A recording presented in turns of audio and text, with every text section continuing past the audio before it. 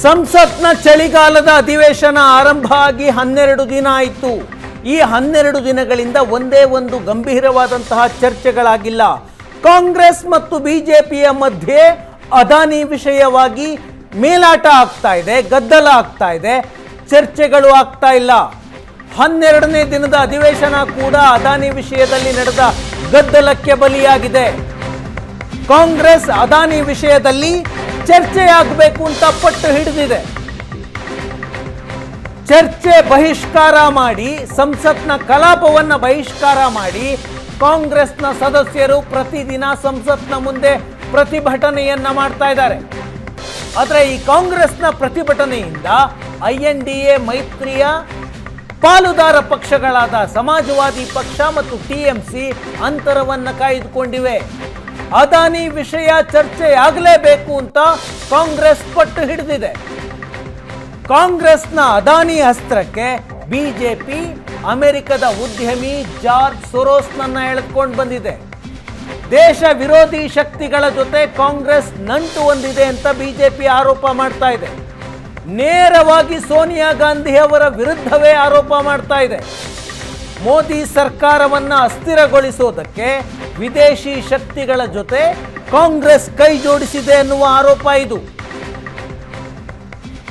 ಚಳಿಗಾಲದ ಅಧಿವೇಶನದ 12 ದಿನಗಳು ಈ ರೀತಿಯ ಗದ್ದಲಕ್ಕೆ ಬಲಿಯಾಗಿದ್ದಾವೆ. ಒಂದೇ ಒಂದು ವಿಷಯದ ಬಗ್ಗೆ ಒಂದು ಕನ್ಸ್ಟ್ರಕ್ಟಿವ್ ಆದಂತಹ ಚರ್ಚೆಯಾಗಿಲ್ಲ. ಸಂಸತ್ನ ಕಲಾಪ ಯಾಕೆ ನಡೆಯುತ್ತೆ? ದೇಶದ ಸಮಸ್ಯೆಗಳ ಬಗ್ಗೆ ವಿರೋಧ ಪಕ್ಷಗಳು ಮತ್ತು ಸರ್ಕಾರ ಚರ್ಚೆ ಮಾಡಬೇಕು, ಆ ಚರ್ಚೆಯ ಮೂಲಕ ಸಮಸ್ಯೆಗಳನ್ನು ಪರಿಹಾರ ಮಾಡಬೇಕು ಅನ್ನುವ ಕಾರಣಕ್ಕಾಗಿ ಸಂಸತ್ ಕಲಾಪ ನಡೆಯುತ್ತೆ. ಸಮಸ್ಯೆಗಳ ಚರ್ಚೆಯೇ ಆಗ್ತಾ ಇಲ್ಲ.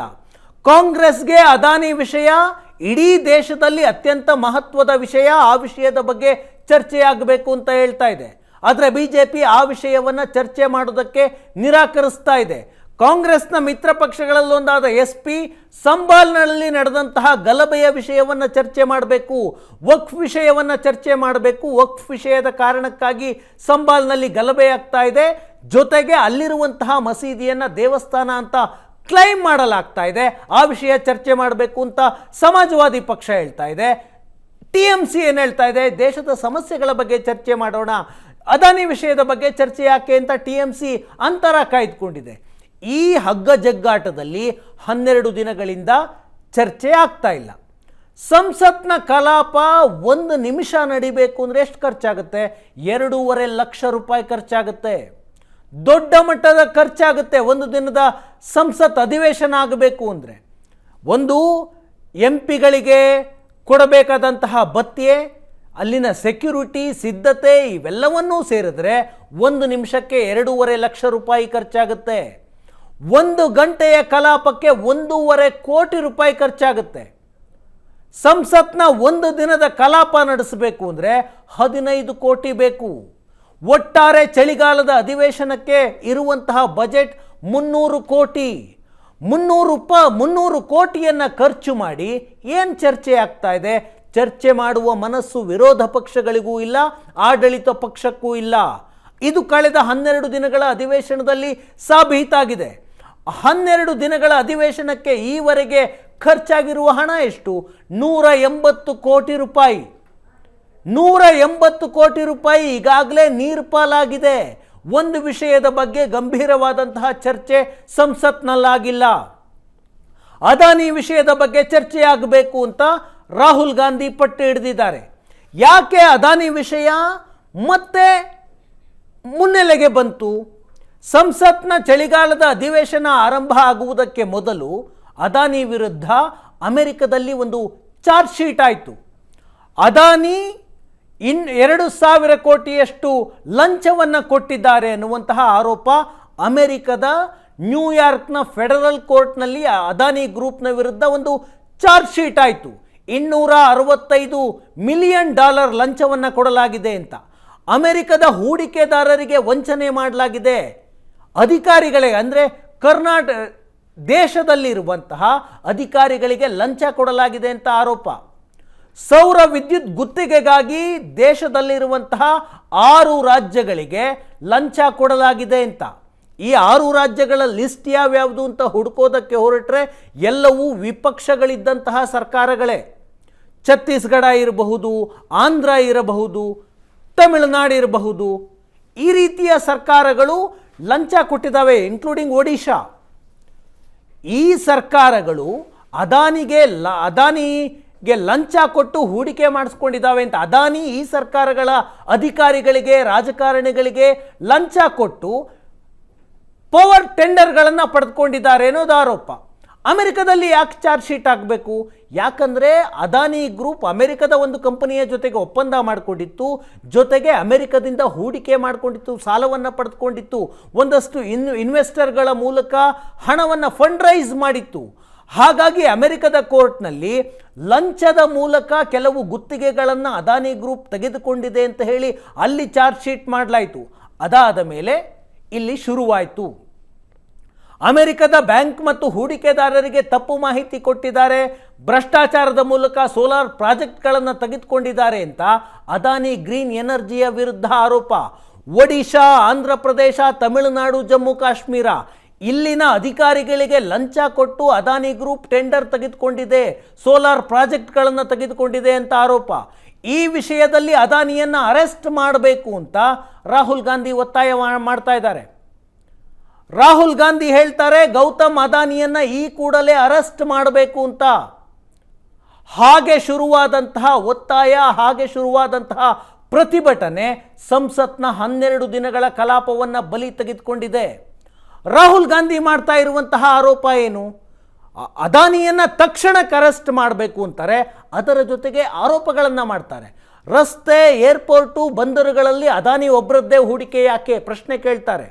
ಅದಾನಿ ಉದ್ಯಮದಲ್ಲಿ ಈ ಮಟ್ಟಕ್ಕೆ ಬೆಳೆಯೋದಕ್ಕೆ ಮೋದಿ ಕಾರಣ. ಮೋದಿ ಕಾರಣದಿಂದ ಅದಾನಿ ಸಾವಿರಾರು ಕೋಟಿ ಲಾಭ ಮಾಡ್ಕೊಳ್ತಾ ಇದ್ದಾರೆ. ದೇಶದಲ್ಲಿ ನಂಬರ್ 1 ಸ್ಥಾನದಲ್ಲಿ ಅದಾನಿ ಇದ್ದಾರೆ, 2ನೇ ಸ್ಥಾನದಲ್ಲಿ ಮೋದಿ, ಅಮಿತ್ ಶಾ 3ನೇ ಸ್ಥಾನದಲ್ಲಿ ಅಂತ ರಾಹುಲ್ ಗಾಂಧಿ ಆರೋಪ ಮಾಡ್ತಾರೆ. ಅದಾನಿ ಈ ದೇಶದ ಬಡವರು, ದಲಿತರು, ಆದಿವಾಸಿಗಳಿಂದ ದುಡ್ಡನ್ನು ಕಳ್ಳತನ ಮಾಡ್ತಿದ್ದಾರೆ ಅಂತ ರಾಹುಲ್ ಗಾಂಧಿ ಆರೋಪ ಮಾಡ್ತಾರೆ. ದೇಶದಲ್ಲಿ GST ಎನ್ನುವಂತಹ ಒಂದು ಟ್ಯಾಕ್ಸ್ ಇದ್ದರೆ ಅದಾನಿ ಟ್ಯಾಕ್ಸ್ ಇದೆ ಅಂತ ಮತ್ತೊಂದು ಆರೋಪವನ್ನು ರಾಹುಲ್ ಗಾಂಧಿ ಮಾಡ್ತಾರೆ. ಈ ರಾಹುಲ್ ಗಾಂಧಿ ಹಿಂಡನ್ಬರ್ಗ್ ಅನ್ನುವಂತಹ ಒಂದು ಸಂಸ್ಥೆ ರಿಪೋರ್ಟನ್ನು ಕೊಟ್ಟಿತ್ತು 2023ರ ಜನವರಿಯಲ್ಲಿ. ಆ ರಿಪೋರ್ಟ್ ಬಂದಾಗಿನಿಂದ ರಾಹುಲ್ ಗಾಂಧಿ ಅದಾನಿ ಗ್ರೂಪ್ನ ವಿರುದ್ಧ ನಿರಂತರವಾಗಿ ಆರೋಪಗಳನ್ನು ಮಾಡ್ತಾ ಇದ್ದಾರೆ. 2024ರ ಲೋಕಸಭಾ ಚುನಾವಣೆಯಲ್ಲಿ ಪ್ರಮುಖ ವಿಷಯ ರಾಹುಲ್ ಗಾಂಧಿ ಪಾಲಿಗೆ ಅದಾನಿ.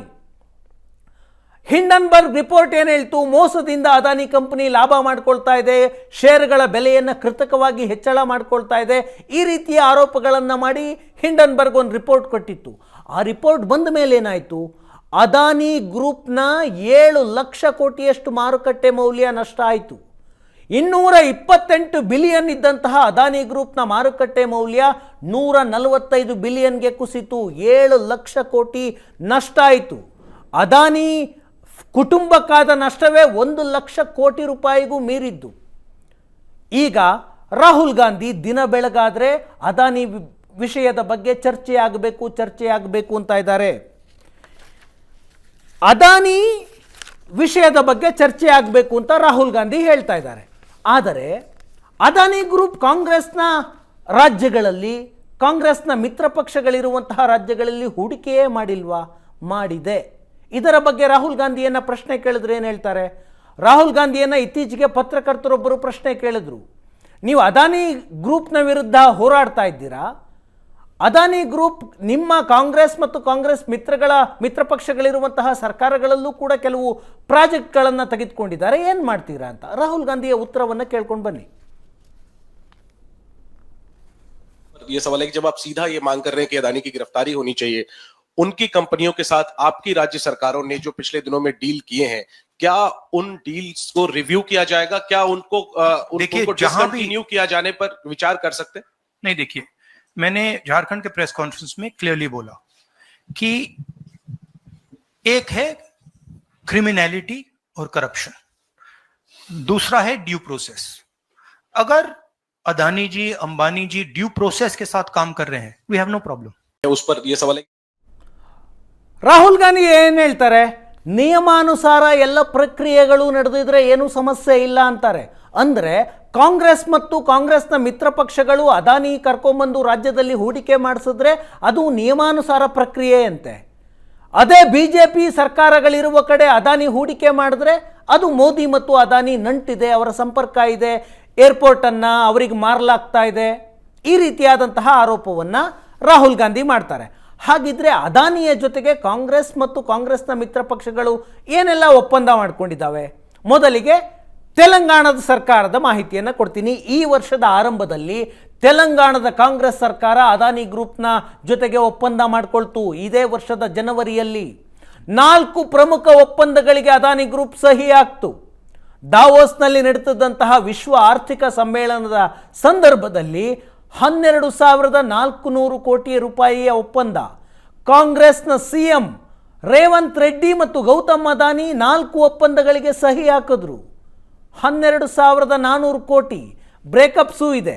ಗ್ರೀನ್ ಎನರ್ಜಿ ಸೆಕ್ಟರ್ನಲ್ಲಿ 5,000 ಕೋಟಿ, ಡೇಟಾ ಸೆಂಟರ್ನಲ್ಲಿ 5,000 ಕೋಟಿ, ಅಂಬುಜಾ ಸಿಮೆಂಟ್ 1,400 ಕೋಟಿ, ಅದಾನಿ ಡಿಫೆನ್ಸ್ ಸಿಸ್ಟಮ್ 1,000 ಕೋಟಿ. 12,400 ಕೋಟಿ ಇನ್ವೆಸ್ಟ್ಮೆಂಟನ್ನು ಅದಾನಿ ಗ್ರೂಪ್ ಹೈದರಾಬಾದ್ನ ತೆಲಂಗಾಣದಲ್ಲಿ ಮಾಡ್ತಾ ಇದೆ. ಅಲ್ಲಿ ಕಾಂಗ್ರೆಸ್ನ ಸರ್ಕಾರ ಇದೆ. ರಾಹುಲ್ ಗಾಂಧಿಗೆ ಈ ವಿಷಯದಲ್ಲಿ ಯಾವುದೇ ಸಮಸ್ಯೆ ಇಲ್ಲ, ಯಾಕಂದರೆ ಕಾಂಗ್ರೆಸ್ ಇದ್ದರೆ ನಿಯಮಾನುಸಾರ ಮಾಡ್ತಾರೆ, ರಾಹುಲ್ ಗಾಂಧಿ ಹೇಳೋದು.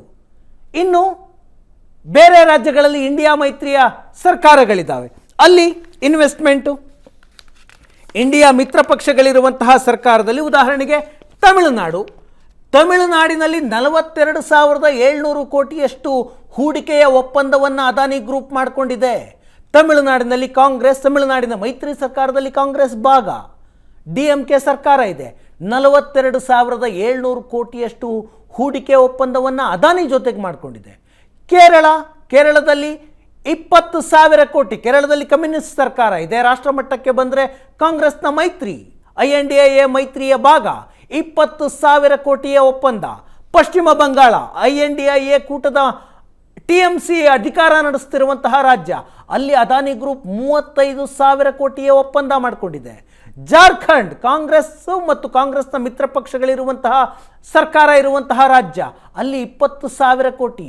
ಬಿಹಾರದಲ್ಲಿ ಈ ಹಿಂದೆ ಕಾಂಗ್ರೆಸ್ನ ಮಹಾಗಠಬಂಧನದ ಸರ್ಕಾರ ಇತ್ತಲ್ಲ, ಆಗ 9,500 ಕೋಟಿಯ ಪ್ರಾಜೆಕ್ಟನ್ನು ಅದಾನಿ ಗ್ರೂಪ್ಗೆ ಕೊಡಲಾಗಿತ್ತು.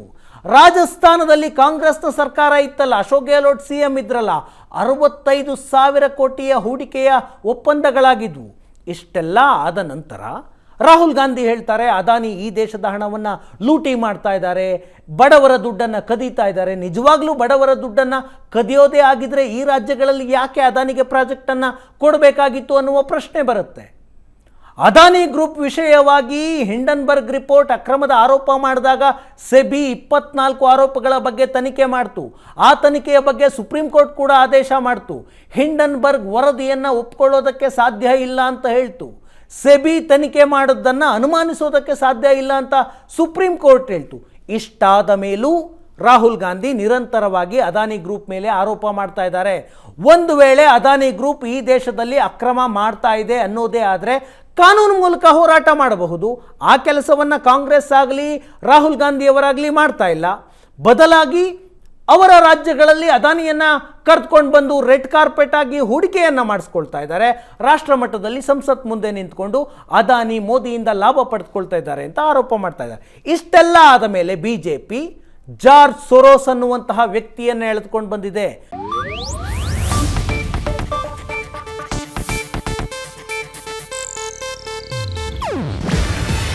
ಇದು ಏಷ್ಯಾನೆಟ್ ನ್ಯೂಸ್ ನೆಟ್ವರ್ಕ್ ಪ್ರಸ್ತುತಿ.